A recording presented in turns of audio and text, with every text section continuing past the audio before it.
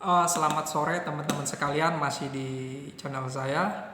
Kita akan berbicara mengenai filsafat ilmu dengan tema sosiologi pengetahuan. Kita mendengar istilah sosiologi pengetahuan itu selalu terkait dengan Peter L. Berger.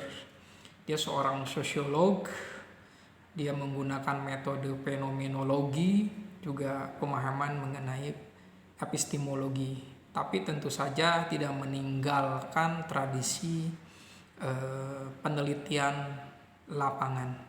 Bukan hanya sekedar suatu yang bersifat katakanlah spekulatif, tapi ini bersifat filosofis. Peter L. Berger memang seorang yang sangat unik. Dia menggunakan fenomenologi, jadi kita pahami bahwa dimensi pengalaman ini sangat luas sekali. Dimensi pengalaman sangat luas yang membentuk kesadaran kita, yang menentukan kita berpikir akan sesuatu dan membahasa akan sesuatu. Jadi pendekatan fenomenologi yang berusaha untuk menunda segala asumsi ini sangat penting untuk melihat suatu permasalahan sangat utuh datang kepada kita, sehingga menghasilkan suatu pengetahuan yang mungkin relevan dan detail. Jadi kata Berger, kita harus melakukan suatu eksternalisasi. Eksternalisasi di sini adalah kita melihat suatu realitas yang di luar sana. Karena ini berbicara mengenai masyarakat, kita datangi masyarakat, melihat masyarakat, memahami masyarakat. Kemudian ada proses disebut dengan internalisasi. Segala data, pengetahuan, struktur pengetahuan yang ada pada kita, kita harus memahaminya, menginterpretasikannya. Kemudian ada objektifikasi. Memang di dalam masyarakat ini ada struktur ekonomi, ada struktur politik, ada struktur simbolik, agama, dan ada struktur budaya. Masyarakat bisa memainkan struktur ekonomi, dan kita lihat bahwa struktur ekonomi ini sangat rumit saat ini.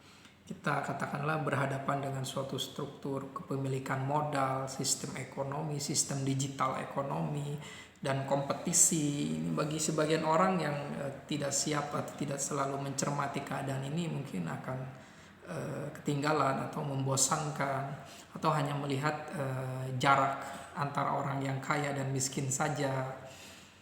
Ini sesuatu yang keseharian kita menyaksikan kesuksesan orang lain sedangkan kita tidak sukses, mungkin seperti itu, tentang kepemilikan modal. Kemudian adalah struktur politik. Orang ikut berpolitik itu ya karena mungkin ada acara agenda politik, itu aja. Ketika ada acara momen politik, mereka berpolitik. Tapi ketika tidak ada kepentingan untuk itu, ya mereka akan diam saja.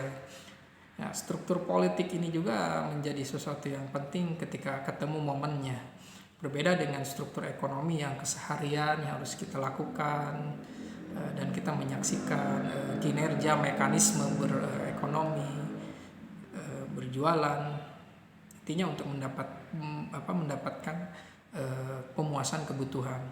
Kemudian ada struktur budaya. Ini struktur budaya ini sangat yang bersifat pencarian nilai gitu, sesuatu yang sangat luhur gitu, memahami tentang refleksi tentang kehidupan, refleksi nilai-nilai. Nah, ini jarang orang untuk masuk ke wilayah sini karena ini berbicara mengenai cita rasa seni, intuisi, dan pendalaman tentang moralitas.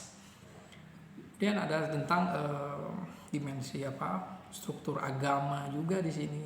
Agama ini tentu saja sesuatu yang sangat luar biasa bermanfaat dan juga memiliki kecenderungan untuk disalahgunakan juga, bermanfaat dan bisa disalahgunakan juga untuk politik, misalnya ya untuk kekuasaan, menopang kekuasaan, atau untuk mensejahterakan masyarakat. Ini penting juga agama, karena agama memiliki aspirasi untuk mengajak kepada kebaikan. Nah, persoalan kebaikan ini diperdebatkan juga kalau udah masuk ke dalam ranah politik, karena ini persoalan dukung-mendukung, dan untuk memenangkan suatu dukungan bisa menggunakan cara layarlah politik identitas, bisa mengkafirkan, mendukung satu golongan. Yang pasti yang namanya paham agama, khususnya itu doktrin agama itu selalu melahirkan fantasi, karena struktur agama saja